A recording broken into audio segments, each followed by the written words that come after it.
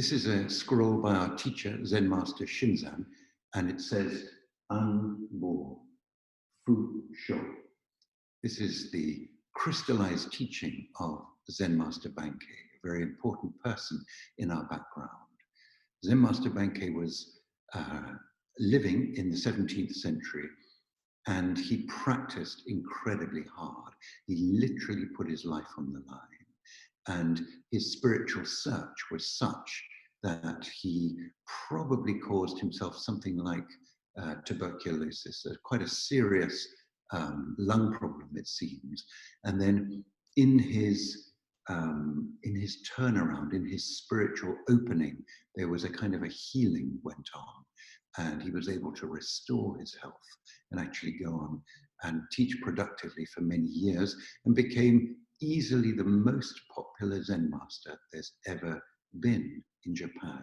He was so skilled in making his teaching utterly simple, so that even ordinary uneducated people, children, illiterate people, all of them could come to him and could actually find some kind of satisfaction and peace in their life.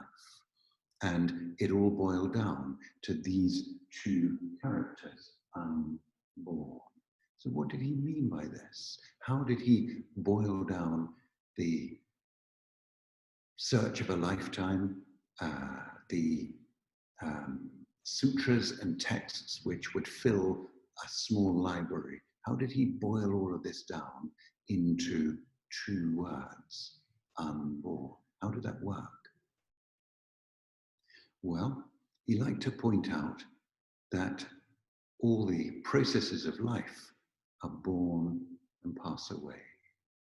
The thoughts, the feelings, the experiences, the sensations, all the processes of life arise, have a lifetime, and die.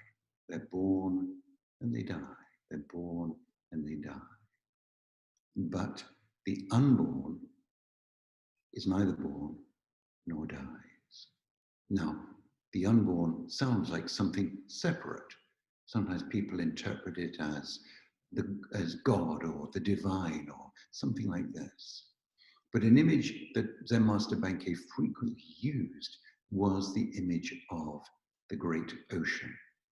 This is a very traditional Buddhist image, the great ocean that embraces everything. So all of the arising and passing things are born and die, born and die. They're like waves on the ocean, but the ocean itself is neither born nor dying, beginningless, endless. And you can connect with this. And when you do, then your life actually takes on a new flavor, a new context, a new perspective.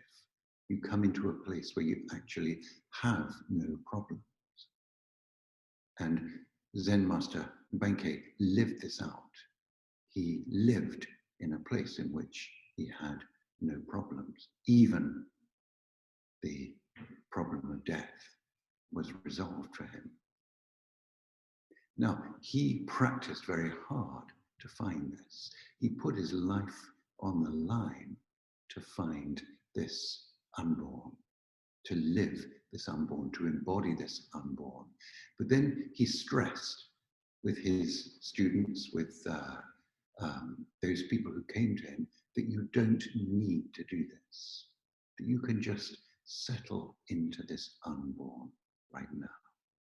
It's not something that you have to earn. It's not something that you have to develop or cultivate. You can simply touch it right now. And then it's a matter of becoming familiar, of, as it were, making this a habitual orientation of your life.